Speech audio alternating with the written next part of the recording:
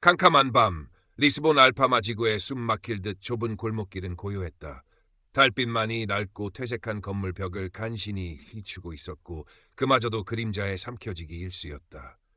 루카스 알메이다는 낡은 후드티를 뒤집어 쓴 채 스프레이 캔을 쥔 손을 빠르게 움직였다. 그의 눈은 어둠 속에서도 예리하게 빛났고 앙골라 이민자 부모에게서 물려받은 검은 피부와 곱슬머리는 희미한 가로등 불빛 아래서도 도드라졌다. 스물 후반에 그는 낮에는 관광객들에게 캐리커처를 그려주며 근근히 생계를 유지했지만 밤이 되면 익명의 거리 예술가로 변신했다. 그의 그래피티는 단순한 낙서가 아니었다. 정교한 그림과 날카로운 메시지는 리스본의 화려한 이면에 숨겨진 부조리와 소외된 이들의 절규를 담고 있었다. 오늘 밤 그의 캔버스 역시 낡은 건물 벽이었다. 파란색과 노란색 아줄레주 타일 무늬를 배경으로 탐욕스러운 돼지 얼굴을 한 경찰이 돈다발을 움켜쥐고 있는 그림이 서서히 모습을 드러냈다. 루카스의 입가에 희미한 냉소가 떠올랐다. 이것이 그가 세상을 향해 던지는 작은 돌멩이였다. 작업을 마치고 발길을 돌리려던 순간 루카스는 항구 근처 인적 드문 부두에서 심상치 않은 광경을 목했다. 값비싼 검은색 세단에서 내린 중년의 남자는 히카르두 실바 리스본 경찰청장이었다. 그는 텔레비전 뉴스에서 몇 번 본 적 있는 얼굴이었다. 실바는 악명 높은 지역 갱단 두목으로 보이는 험상궂은 사내와 은밀히 접선하고 있었다. 어둠 속에서도 루카스의 눈은 그들의 움직임을 놓치지 않았다. 실바의 손가락에 낀 투박한 금반지, 갱단 두목의 얼굴에 길게 난 흉터, 그리고 그들 사이에 오고 간 검은 돈가방.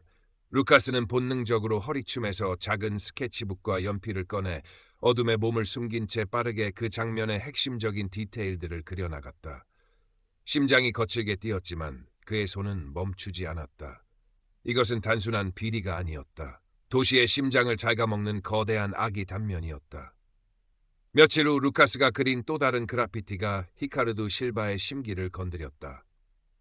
탐욕을 상징하는 동물이 경찰 모자를 쓰고 비웃는 듯한 그림이었다. 실바는 자신의 권위에 대한 모욕으로 받아들였다. 그는 루카스를 단순한 불량배로 치부하고 부하들을 보내 겁을 주라고 지시했다. 어이, 꼬맹이, 그림 솜씨가 제법인데 주제를 잘못 골랐어. 험악한 인상의 사복 경찰 2명이 루카스의 작업실을 겸한 허름한 단칸방을 덮쳤다. 그들은 루카스의 그림 도구들을 걷어차고 위협적인 말을 쏟아냈다. 루카스는 참지 않았다. 젊은 시절 사소한 오해로 경찰에게 부당하게 연행되어 폭력적인 취조를 당했던 트라우마가 그의 분노에 불을 지폈다. 내 물건에 손대지 마. 루카스의 저항은 격렬했지만 수적으로 불리했다. 시비는 순식간에 몸싸움으로 번졌고 결국 루카스는 공무집행 방해 및 폭행이라는 누명을 쓰고 경찰서로 끌려갔다. 취조실은 차갑고 음산했다. 잠시 후 히카르두 실바가 직접 모습을 드러냈다. 그는 값비싼 맞춤 정장을 입고 있었고 얼굴에는 온화하지만 위압적인 미소를 띠고 있었다. 자네가 그 유명한 거리 예술가인가? 루카스 알메이다라고 했던가. 실바는 루카스의 소지품들을 직접 뒤지기 시작했다. 그리고 그의 손이 루카스의 낡은 스케치북에 멈췄다. 한 장 한 장 넘기던 실바의 눈이 특정 페이지에서 번뜩였다. 며칠 전 밤 부두에서 갱단 두목과 미뢰하던 자신의 모습이 섬뜩할 정도로 정확하게 그려져 있었다. 실바의 얼굴에서 미소가 사라지고 싸늘한 냉기가 흘렀다. 이건 아주 흥미로운 그림이군. 그의 목소리는 낮고 차분했지만 그 안에 담긴 살기는 루카스를 얼어붙게 만들었다. 실바는 루카스가 모든 것을 알고 있다고 판단했다. 단순한 불량배가 아니었다. 위험한 증인이었다. 그는 루카스를 마약 소지 같은 더 심각한 범죄로 엮어 사회에서 완전히 매장시키기로 결심했다. 꼼짝 마. 움직이면 쏜다. 루카스는 직감했다. 이대로 잡히면 끝장이다. 그는 실바와 부하 경찰들이 잠시 방심한 틈을 타 의자를 걷어차고 창문을 향해 몸을 날렸다. 유리 깨지는 소리와 함께 루카스는 2층 높이에서 뛰어내렸다. 발목에 격렬한 통증이 느껴졌지만 멈출 수 없었다. 이제 그는 경찰 조직 전체의 표적이 되었다. 그의 스케치북은 경찰서에 압수된 채였다. 알파마의 미로 같은 골목길은 루카스에게 유일한 피난처였다. 그는 숨막히는 추격전을 벌이며 간신히 경찰의 소나기에서 벗어났다. 며칠 밤낮을 불안과 공포 속에서 숨어 지내던 루카스는 마지막 희망을 걸고 국선 변호사 사무실을 찾았다.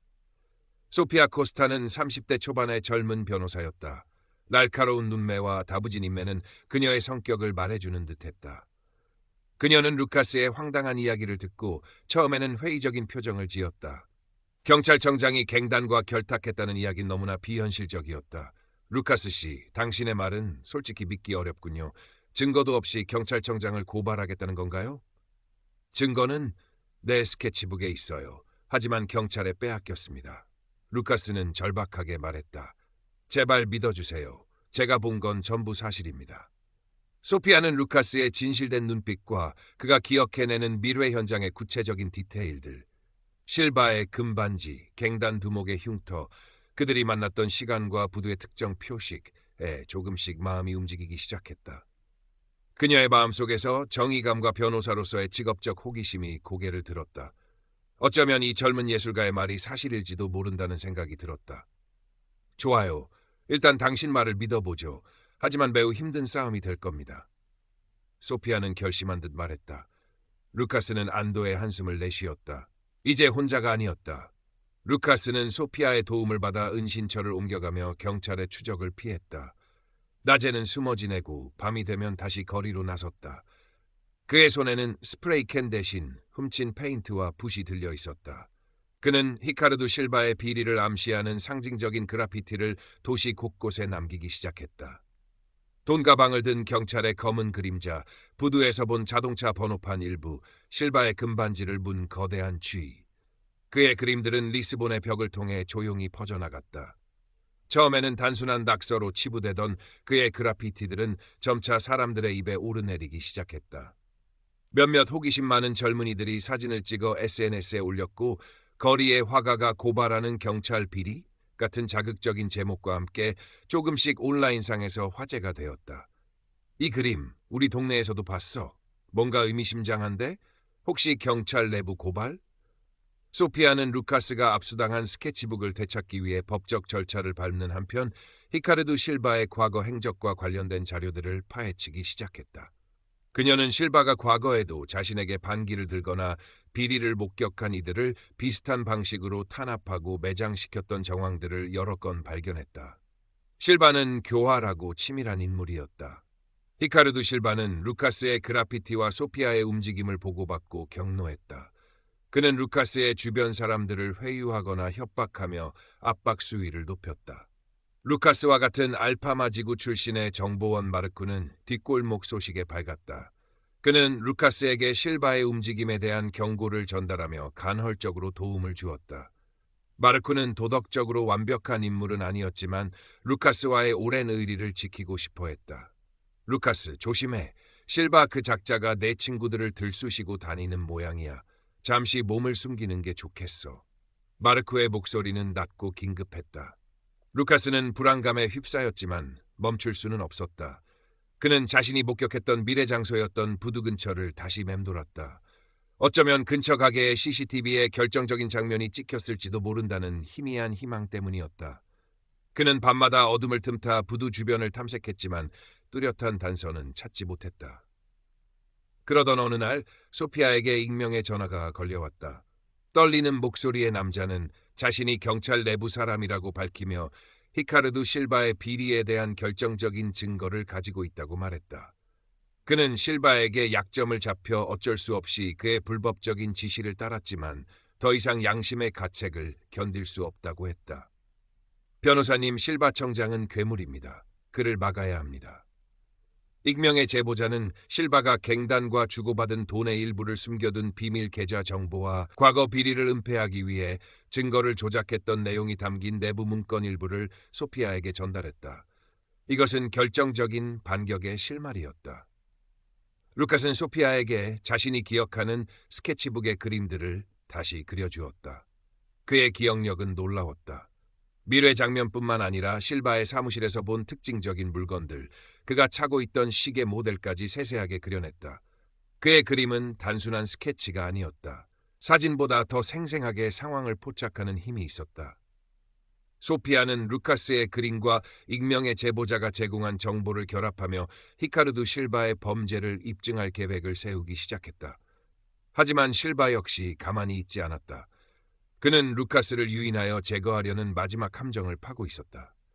히카르두 실바는 루카스의 오랜 친구이자 알파마 지구에서 작은 식당을 운영하는 엘레나를 납치했다. 그리고 루카스에게 연락해 엘레나를 살리고 싶으면 혼자 특정 폐공장으로 오라고 협박했다. 스케치북 원본과 그동안 모은 모든 쓰레기 같은 그림들을 가지고 오라는 지시도 잊지 않았다. 루카스는 절망감에 휩싸였다. 엘레나는 그에게 가족과 같은 존재였다. 하지만 동시에 이것이 히카르두의 비리를 만천하에 폭로할 마지막 기회일지도 모른다는 생각도 들었다. 그는 소피아에게 모든 사실을 알렸다. 소피아, 이건 함정이에요. 하지만 가야 해요. 엘레나를 구해야 하고 이 지긋지긋한 싸움을 끝내야 해요. 소피아는 루카스의 눈에서 결연한 의지를 읽었다.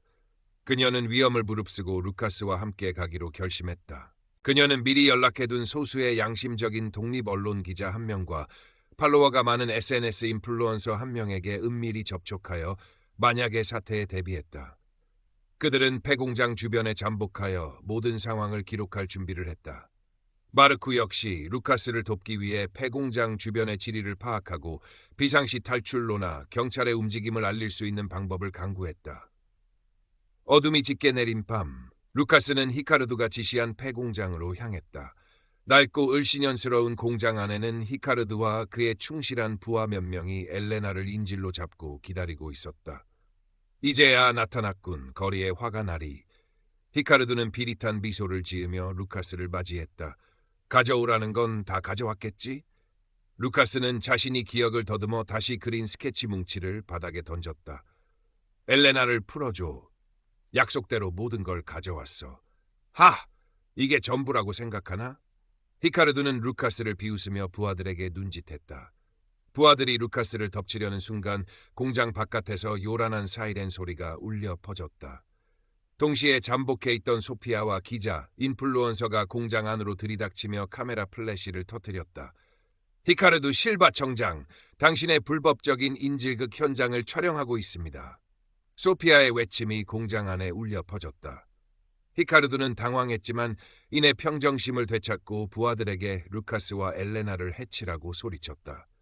공장 안은 순식간에 아수라장이 되었다. 루카스는 엘레나를 보호하며 히카르두의 부하들과 격렬하게 몸싸움을 벌였다. 그는 주변의 지형지물을 이용하여 교묘하게 공격을 피하고 반격했다. 그의 움직임은 마치 춤을 추는 듯 민첩했다. 그때 마르쿠가 미리 준비해둔 연막탄이 공장 안에 터지며 시야를 가렸다. 혼란을 틈타 루카스는 엘레나를 데리고 안전한 곳으로 피신시켰다. 소피아는 기자와 함께 이 모든 과정을 생생하게 촬영하고 있었다. 결정적인 순간은 익명의 내부 고발자가 소피아에게 전달했던 녹음 파일이 공개되면서 찾아왔다.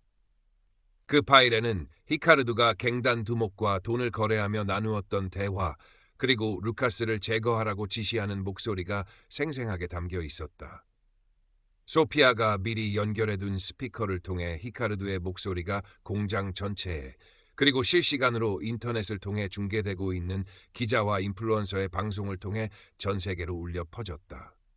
저 쥐새끼 같은 화가를 당장 처리해. 그놈이 그린 그림 한 장이라도 세상에 나가면 우린 끝장이야. 히카르두의 얼굴은 하얗게 질렸다. 그는 모든 것이 끝났음을 직감했다. 사이렌 소리는 점점 가까워졌고 곧이어 정복 경찰들이 공장 안으로 들이닥쳤다. 히카르두 실바는 불법 인질극, 살인교사, 뇌물수수, 증거인멸 등 수많은 혐의로 현장에서 체포되었다. 그의 손목에 차가운 수갑이 채워지는 모습은 리스본 전역의 뉴스 헤드라인을 장식했다. 그를 비호하던 정치권의 일부 세력도 이 사건으로 인해 큰 타격을 입었지만 히카르두 뒤에 숨겨진 더 거대한 부패의 그림자는 여전히 완전히 거치지 않은 듯한 찝찝함을 남겼다. 루카스는 모든 누명을 벗고 자유를 되찾았다. 엘레나도 무사했다. 하지만 그는 더 이상 예전의 루카스가 아니었다. 그는 자신의 예술이 가진 엄청난 힘을 깨달았다. 그림 한 장이 거대한 권력을 무너뜨릴 수도 있다는 것을. 그는 앞으로도 계속해서 거리에서 진실을 그리고 소외된 이들의 목소리를 대변할 것을 다짐했다. 그의 이야기는 리스본의 어두운 뒷골목에 작은 희망의 불씨를 지폈고 비슷한 처지의 사람들에게 용기를 주었다. 소피아 코스타는 이 사건을 통해 인권 변호사로서의 명성을 얻었다. 그녀는 루카스와 함께 싸우면서 진정한 정의가 무엇인지 다시 한번 깨달았다. 그녀는 앞으로도 더 많은 약자들을 위해 자신의 모든 것을 걸고 싸워나갈 것이었다. 그녀와 루카스는 서로의 길을 응원하는 든든한 동료로 남았다. 몇 달 후 리스본 알파마 지구의 한